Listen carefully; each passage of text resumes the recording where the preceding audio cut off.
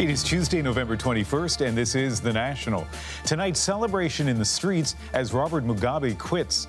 But will Zimbabwe's new leadership really bring change? New revelations in our investigation into Bell Canada's high-pressure sales tactics. Customers and employees are speaking out. But we begin with Canadians unsure if payday will bring a paycheck.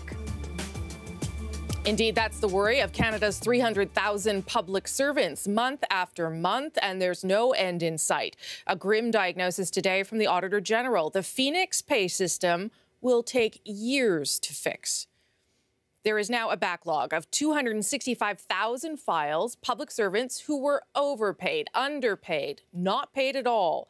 The federal government has already committed $540 million to fix Phoenix, but today the Auditor General said the Liberals lowballed the cost and the time it will take. I can say it's unacceptable, but unacceptable just doesn't capture the seriousness of this issue. It's not fair and it is unacceptable, but we are doing our absolute best to get to those people.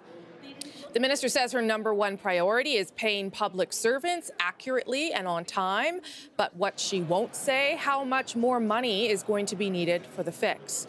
Carla Qualtrough says the backlog of pay problems will likely start going down early next year, but that's not soon enough for the people who have commitments to meet, bills to pay. Katie Simpson spoke with 2 women who have fallen victim to Phoenix.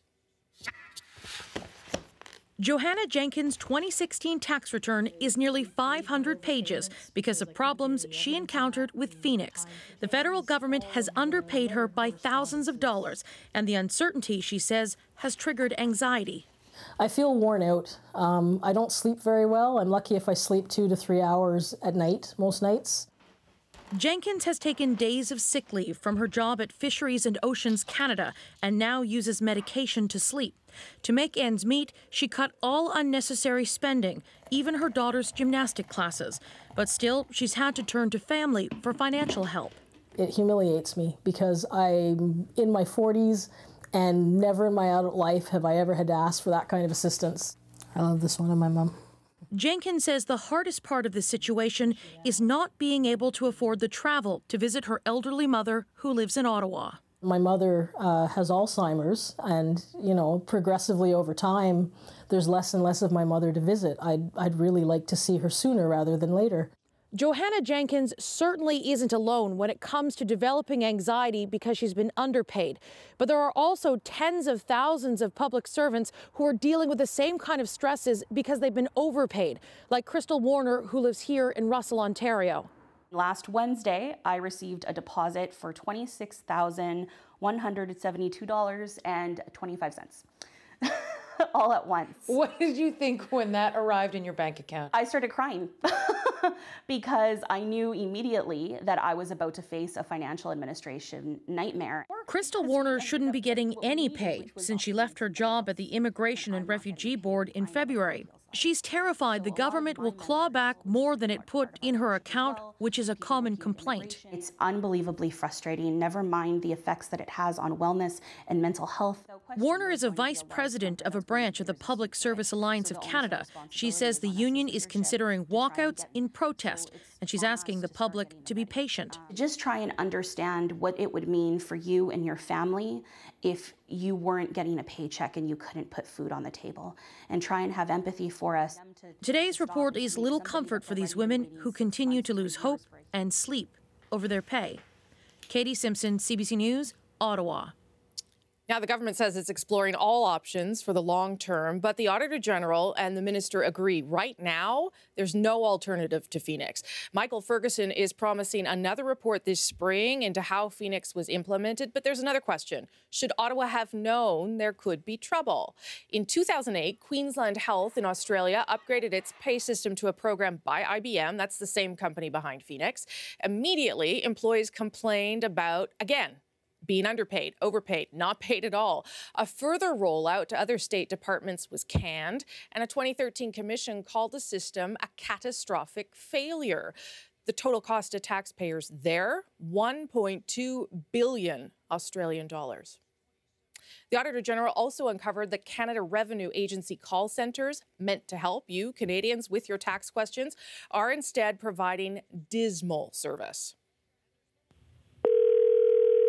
If you've ever tried to call the Canada Revenue Agency, more often than not, you hear this. Welcome to the Canada Revenue Agency's Individual Tax Inquiry Service. Due to high demand, all of our agents are currently busy and our agent queues are full. The Auditor General says the CRA picks up only a third of the calls it receives because it just can't handle the volume.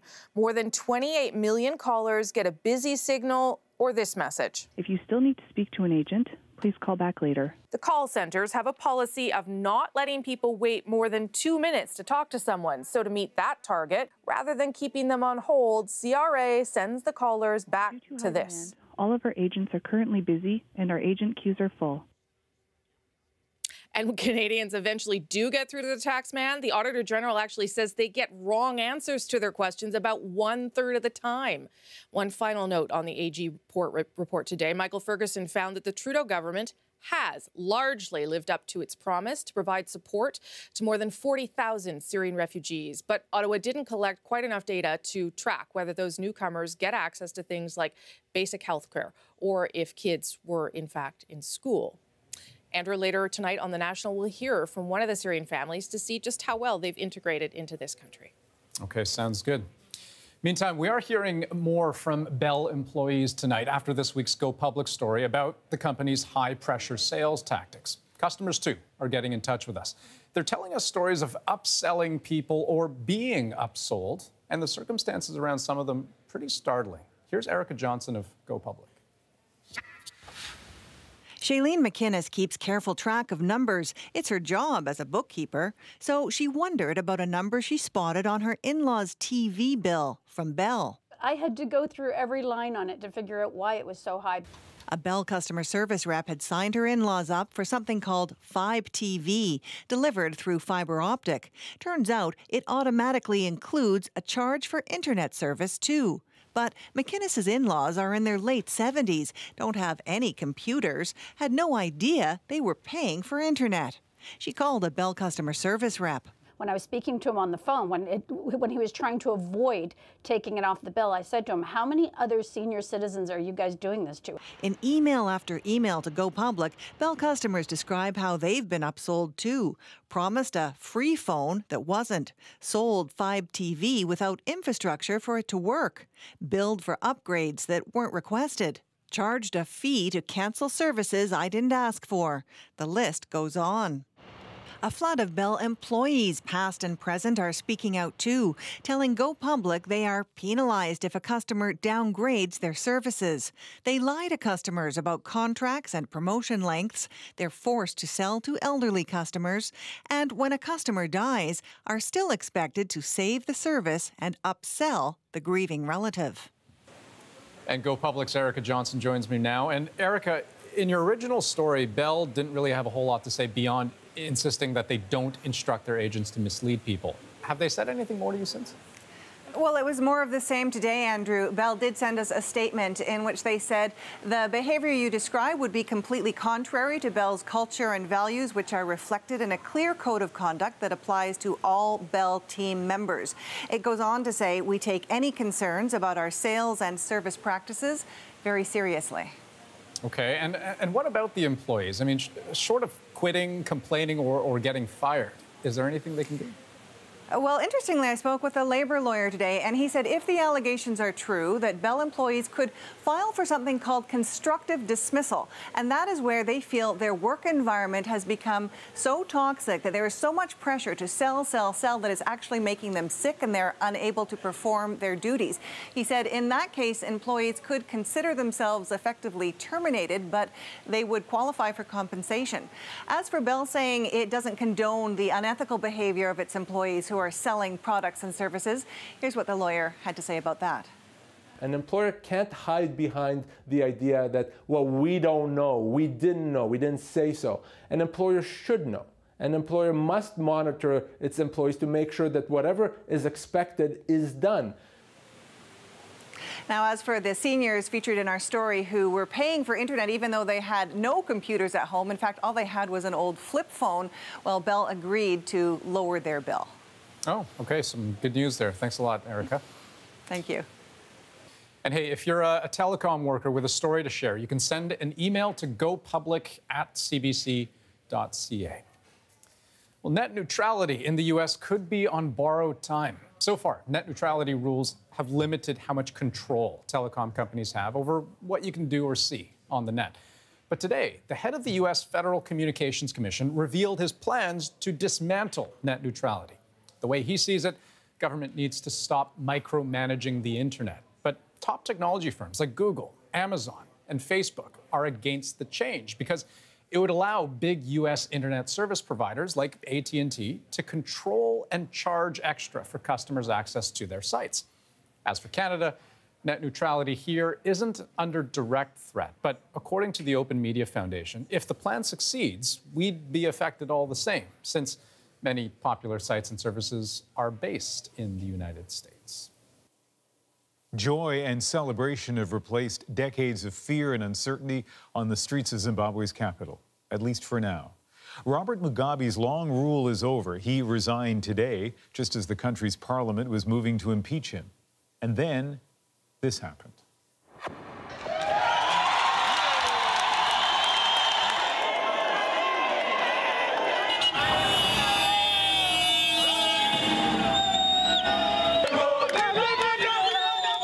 As you can tell, Zimbabweans have been waiting for this for a long time. For 37 years, Mugabe utterly dominated his once thriving nation. And when his shadow was finally lifted, a party broke out that went all day and well into the night. Still, Mugabe's resignation does raise big questions. Can Zimbabwe reclaim its former wealth and stability? Will Mugabe's likely successor, known as the crocodile, allow true democracy to flourish? Even with those questions unanswered, the mood remains one of excitement and hopeful liberation. Margaret Evans is in the capital, Harare, as Zimbabweans look to the future.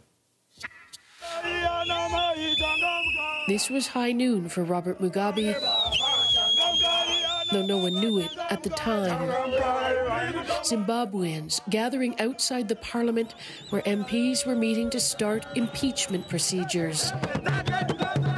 The people here willing the legislators on. Zimbabwe is a country of a million shattered dreams. Mugabe's rule leaving people with little but their dignity. He never had the people at heart. 50-year-old Luke Kusena hasn't worked in years. We believe that when he goes, everybody will be eager, especially the investors will be eager to come back to invest in the country and probably to create some employment. In an office down the street, an old political foe of Mugabe was preparing for what he thought would be a long impeachment process. Morgan Changarai has had to watch the military, once used as a tool of oppression, turn liberator. It may be unconstitutional, but it's a necessary evil. It is something that the people of Zimbabwe were desperate to have. Outside, the future had already arrived. Zimbabwe forever changed by the news Mugabe had resigned by letter. Bye-bye, Mugabe! It took a while for people to understand what was happening. When they did, the streets were like wildfire.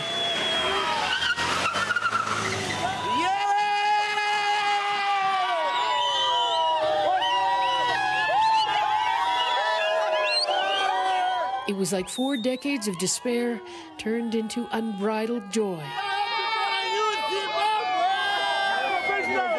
Grateful crowds surrounded bemused soldiers in their tanks, refusing to crack a smile at first, breaking down when the free shoe shines started up. This one, I don't even know what is this. Others needed simply to rage. They're going to prison. With their wife. People are going to be celebrating all night long. That's the parliament just down the street behind me. The sun has gone down. People are happy about that because they say it means the sun has gone down and the regime is Robert Mugabe. Tomorrow may well indeed bring more uncertainty, but this was a taste of freedom few in Zimbabwe will forget. And Margaret Evans joins us from Harare. And Margaret, tell us about the man expected to take Mugabe's place. Well, Ian, his nickname is the Crocodile, so that gives you a little bit of an idea. That's because he has a reputation for brutality. He's Robert Mugabe's old intelligence chief. He's accused of some very grave human rights abuses in the 1980s. He's the man who would have been in charge of the intimidation campaign at various elections, very brutal intimidation, various elections throughout the history of Zimbabwe. So obviously a lot of people worried about him. People who support him say he's modern, he's more in touch, and that he'll be better equipped to help right the Zimbabwean economy, which is really just at the bottom of a crevasse right now.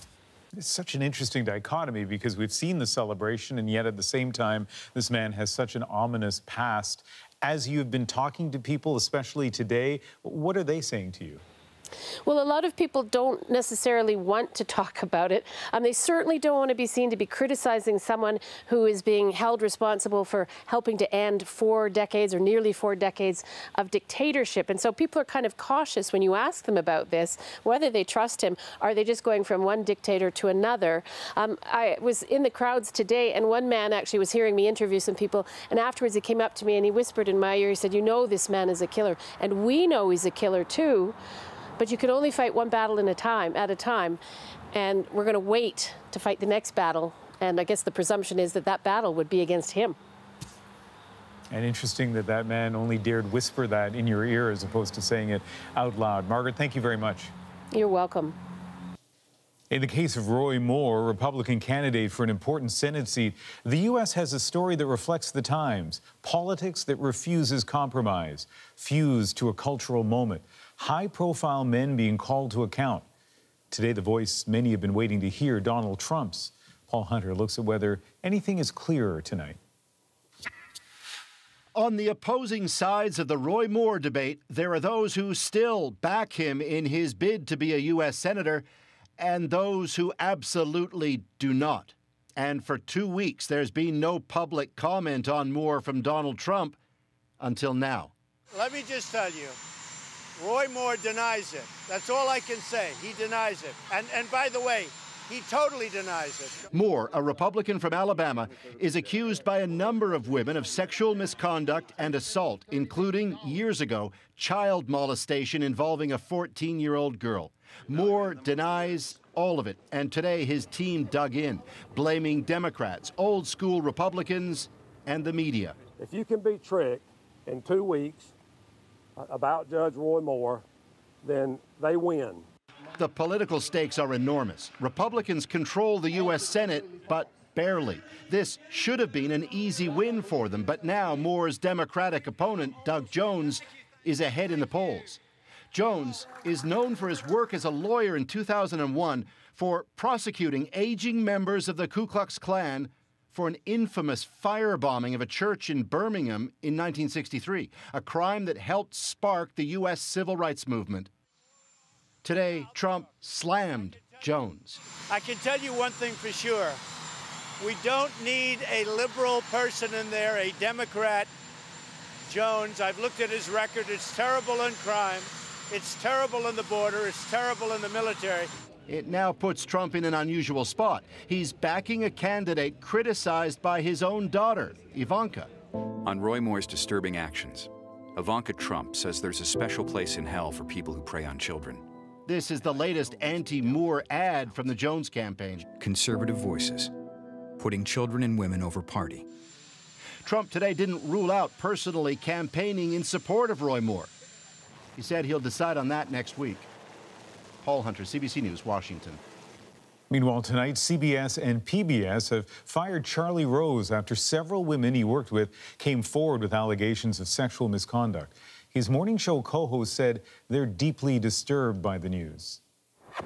I've enjoyed a friendship and a partnership with Charlie for the past 5 years. I've held him in such high regard, and I'm really struggling because what do you say when someone that you deeply care about has done something that is so horrible? How do you wrap your brain around that? I'm really grappling with that. CBS says at least 3 of its employees have come forward with more allegations. Rose has issued a statement apologizing for his behavior, even though he says he doesn't believe all of the allegations are true. But when confronted about them by a reporter, he had this to say. You want to say anything to those accusers that's accusing you? You want to say anything to those accusers, the people that's accusing you of all these wrongdoings? It's not wrongdoings. And the flood of allegations continues in Hollywood tonight. Pixar co-founder and Walt Disney Animation chief John Lasseter is taking a 6-month leave of absence. The Hollywood Reporter claims the 60-year-old was known to hug, kiss, and grope female employees. Actress and writer Rashida Jones has also said that he made an unwanted advance toward her. Lasseter is known for directing films like A Bug's Life, Cars, and Toy Story. He's apologized and says he'll use this time off to recharge. Here's what else we're following on the National tonight. It is flu season, but before your kids get their shot, you'll want to know about new research. It reveals what parents can do to try to help prevent pain. The government unveiled its plan for marijuana. Who can produce it and how? But will legalization really end the black market? Plus, what immigration changes mean for thousands of Haitians living in the United States and what it means for Canada, too. It's either you go back to Haiti, live here in the shadows, or take your chances in Canada. And some people have some family members in Canada, and if asylum doesn't work, I'm pretty sure they'll figure something else out.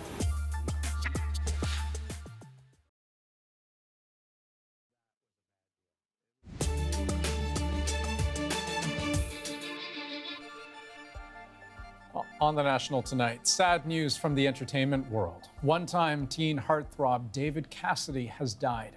The star of the hit 1970s TV show, The Partridge Family, was admitted to hospital last week with liver and kidney failure. He had a long-time struggle with alcohol and substance abuse, but in his younger days, he was a full-on superstar. Along with his stepmother, actress Shirley Jones, he made The Partridge Family a cultural phenomenon. He was 67 years old. Lebanon's Prime Minister Saad Hariri has just returned to the country after resigning in Saudi Arabia just over 2 weeks ago. It was a surprising announcement then. Some wondered if he'd been pressured into it. And Lebanese officials said they refused to accept it until he officially resigned on home soil. Hariri says he does plan to speak publicly about the situation now that he's back in Beirut. And Argentina's Navy says the search for a missing submarine with 44 people on board has entered a critical phase. They're worried if they don't find them soon, they'll run out of oxygen. It's been almost a week since the vessel reported an electric breakdown and then vanished. The Navy says it's possible the submarine only has about a day's worth of oxygen reserves left. It could be legal in less than a year, and today we got a sense of Ottawa's plans for pot. We want a system that will better protect the health and safety of Canadians and that will enable a diverse, competitive, and legal industry comprising both of large and small players across the country. With that, the government unveiled its proposed regulations for who can produce legal pot and how to do it. They include a new licensing system, strict rules for security at pot facilities and security clearances for personnel, quality control, including limits on potency, and strict rules for packaging so it won't be enticing to kids. And you get a say. Ottawa wants Canadians to weigh in on all of this by January 20th.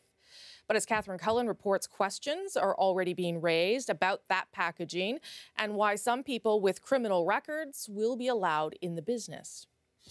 We produce over 6 tons of medical cannabis for patients from coast to coast to coast. It is a lot of pot. MedRelief is one of the biggest players in Canadian medical marijuana, and it wants to sell recreational pot too. We have some authority when it comes to understanding what its successful cannabis cultivation and science is all about. But with unlimited licenses coming up for grabs under the new system, big players will have competition from micro-cannabis. Think microbreweries, but for pot. If people choose that they want to enter the market in a small fashion, they certainly can. But like the big guys, small players will still have plenty of regulatory hoops to jump through, including tracking every single seed sown or joint produced. The government is also considering letting some people with non-violent criminal records get involved in the industry. We're just asking the question, should these people with a small amount of personal possession, should they be excluded from the market, or should we consider them? Certain brand elements appear to very much be part of what the federal government has listened to us. There's also the question of packaging for recreational pot.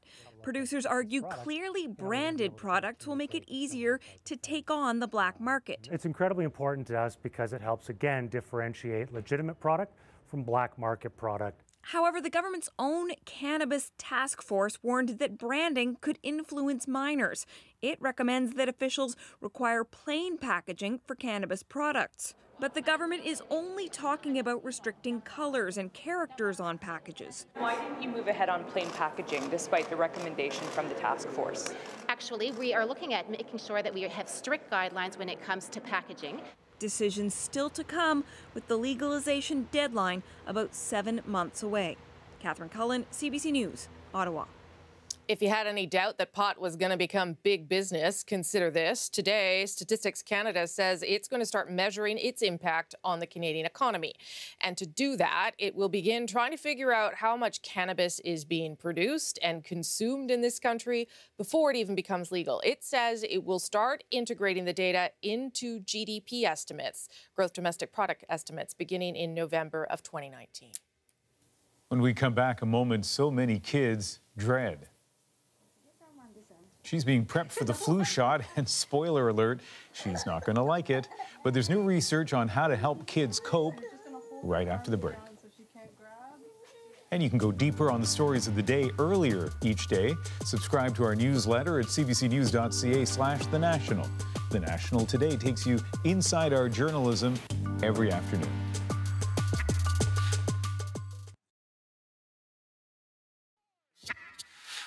You're gonna be okay. 2, 3, 4, 5, 3, 2, 1.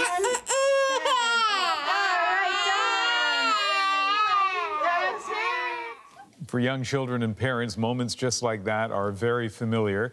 And buckle up for more. It is flu season, which means it's needle season. How we deal with it matters more than you might think. As Cass Rusi tells us, new Canadian research has revealed a key factor in conquering that fear of the shot. Hi there, I'm coming here for flu shot for my daughter. It may be one of the most dreaded times of the year. It's just right in here, yep. The annual flu shot. I just need one of her arms exposed for the shot. We're at a pediatric flu clinic in Toronto, and there's going to be a lot of screaming, but we'll try to keep it to a minimum. Just gonna have her sitting on your lap. Yeah. Already, 4-year-old Noura Anjuman isn't liking this one bit. I'm scared. It's not Noura's first flu shot, but the experience is no less stressful.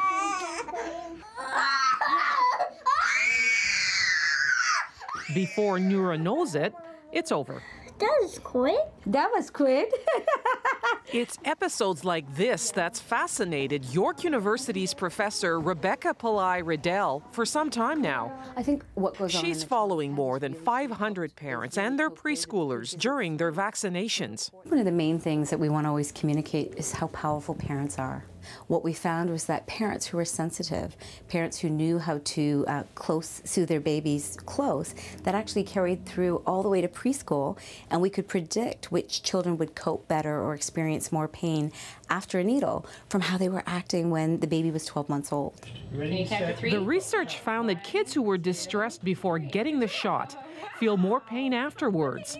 That's why preparing them before the vaccination is critical. You're gonna count to 10 with me? 1. We're gonna clean Three, first. 4, 5, 6, 7, 8. All right, ready, bye. It's all done. Do you have some kind of strategy before you get here? Usually I tell them a day before to get them ready. And then once we get here, we just count to 10, and then it goes really quick. Distracting kids during the vaccination is a good thing, say the researchers. Yeah, look at mommy. Oops. Oops. Encouraging the child to take deep breaths also helps. But here's a big no-no. So apologizing to the child, I'm so sorry you're going through this. Oh, mommy is so sorry. I wish mommy could take this needle for you. So that actually also makes a child aroused and worried about the situation. Does it hurt? The York University research team hopes to keep following the kids right up until they're 10 years old. Cass Rusi, CBC News, Toronto. And Dr. Danielle Martin is a physician with Women's College Hospital in Toronto. You have, over the years, given shots to a lot of kids of different ages. Well, what's some of your advice? Well, nobody of any age really enjoys getting a shot. That's the first thing. So we should acknowledge that it's not a lot of fun, but there are lots of things that we can do to reduce the pain from immunization. In small infants, we know, for example, that breastfeeding a baby while giving an immunization is an effective way of reducing pain.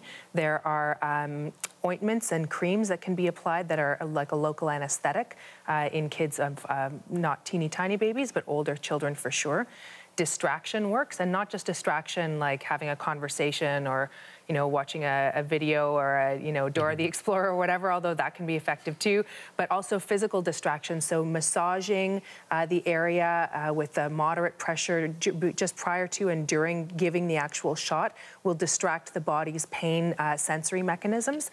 So there are lots of different ways that we can try to reduce the pain from immunization. And then, of course, as we've learned today, there are behavioral things that as parents we also have to watch about what we're telegraphing to our kids about how big a deal it is to get a shot. You know, when we talked about this in the newsroom earlier today, though, some of the parents, especially whose kids are a bit older now, kind of shook their head and say, you know what, we're coddling our kids. Just give them the shot and get over with it. But you actually feel that we should take a little time. I mean, I think there are small things we can do, right? So it doesn't. I don't think we need to turn it into a huge deal. But at the same time, it is uncomfortable, and so if we can minimize that or make it easier on people, there's no reason not to.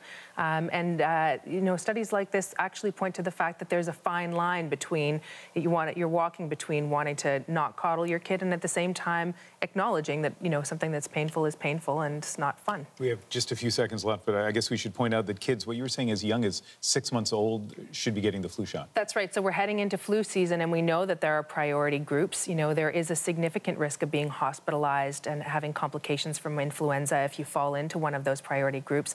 I think a lot of Canadians know that seniors over 65 or people in long-term care facilities should really have the flu shot, but so should pregnant women, and so should children under the age of 5. I mean, we all should, but those are high priority groups, and it can significantly reduce the risk of being hospitalized, and so it is important. And in many provinces in Canada, in addition to the traditional flu shot with the needle, there is also a nasal spray flu shot, so it's possible in some places to avoid the needle altogether. All right, Dr. Martin, thank you. Thank you. So there is a compelling case for the flu vaccination, but it doesn't mean that it's leading to action. Figures from 2015-16 show that overall 32%, just under a third of Canadians 12 and older, reported receiving a flu shot. And it's interesting when you break it down by age. 60% of seniors say they got vaccinated, but those aged 18 to 34 had the lowest rate, just 19%, essentially 1 in 5 getting the shot. Well, still ahead on the National, following up on the 40,000 Syrian refugees who came to Canada, the challenges and rewards of their new home in Winnipeg. What's been the best part about it so far? People. And people kind of good.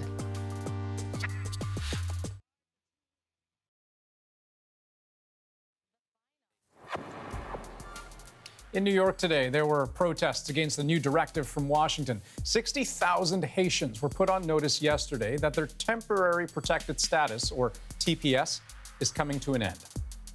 It means that come July 2019, they'll be forced to leave. For many, that means going back to a country that is still recovering from disaster. And that possibility has already had ripple effects here in this country.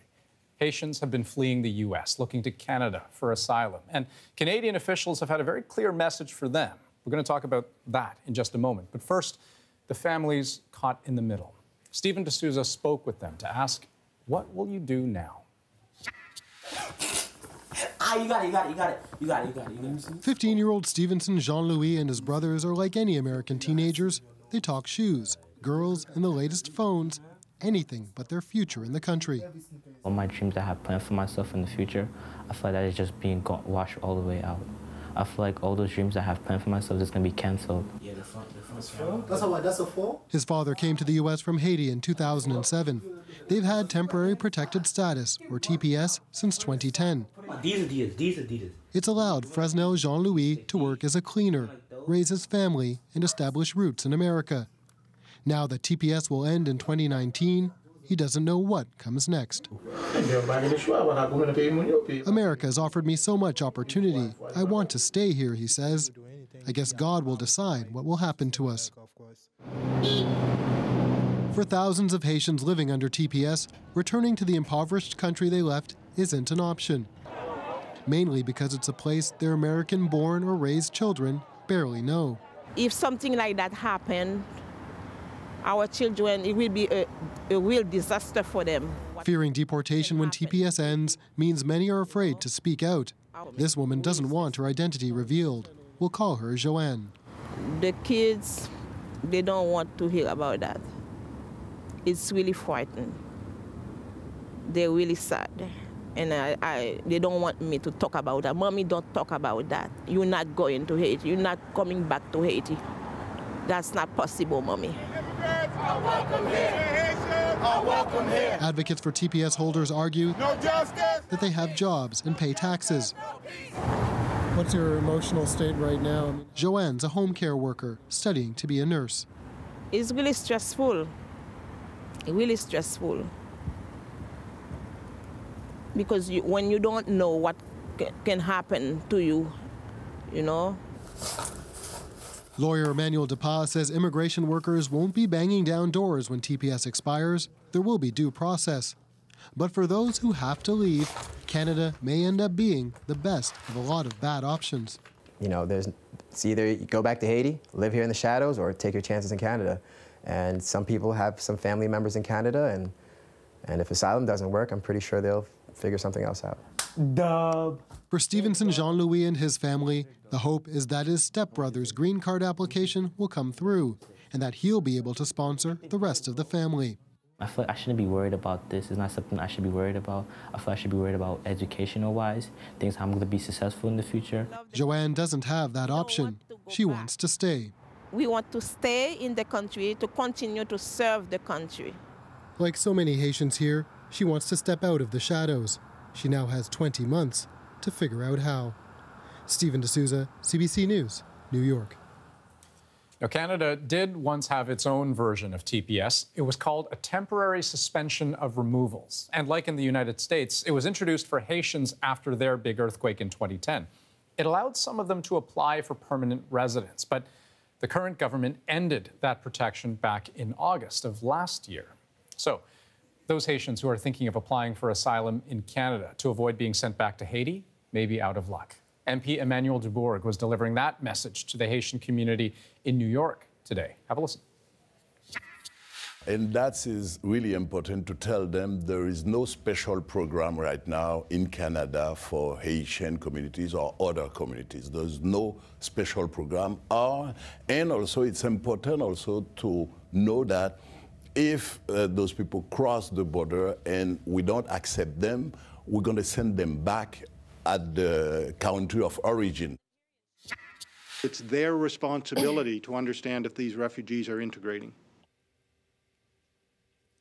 The Auditor General says Ottawa has largely lived up to its commitments to the 40,000 Syrians who sought refugee status across Canada. But more needs to be done to track things like attendance at school and how many are getting social assistance. Cameron McIntosh checked in on one Syrian family to see how they're adapting to life in Winnipeg. What will tomorrow be? It starts here each day, trying to get just a little better. What is your name? At 42 years old, Fadel Ahmad is learning a new language in this federally funded course to help him start a new life in a new country. What's been the best part about it so far? People. And people kind of good. His story begins near Aleppo, which he left for Lebanon as a young man searching for work. When the war broke out in Syria years later, he gave up on returning and successfully applied to come to Canada. What's been the hardest thing so far? Lugha and speak no English. In fact, his 15-year-old daughter still does most of his translating. It's been nearly 2 years now since the government placed his family in Winnipeg. So what was provided to you? When you got here, how did the government help you? Everything. Everything.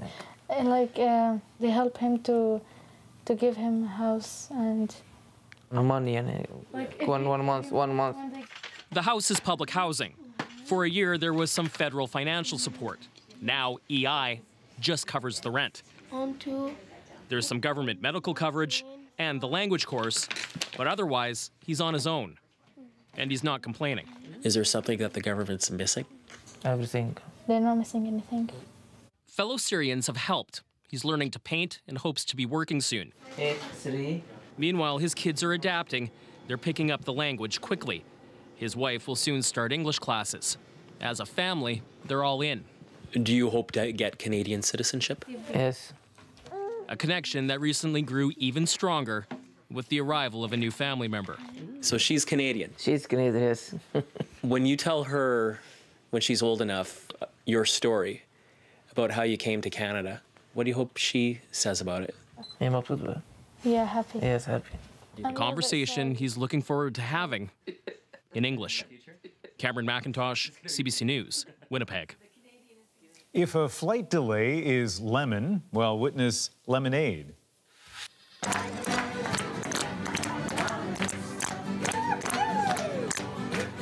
This video of an impromptu sing-along at Toronto's Pearson Airport has been a Canadian sensation today. Tonight we'll meet some of the people behind it.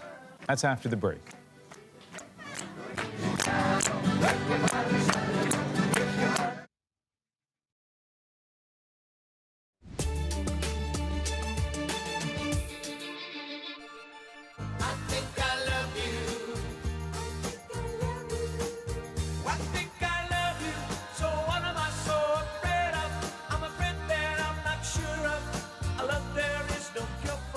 That's David Cassidy singing I Think I Love You. On this day, back in 1970, it was at the top of the Billboard Hot 100 chart. Sadly, though, tonight, his publicist has confirmed that Cassidy has died at the age of 67. The singer and actor was best known for his role on The Partridge Family. And we are seeing reaction tonight from both fans and friends of his. Just a little while ago, Beach Boys frontman Brian Wilson wrote this on Twitter.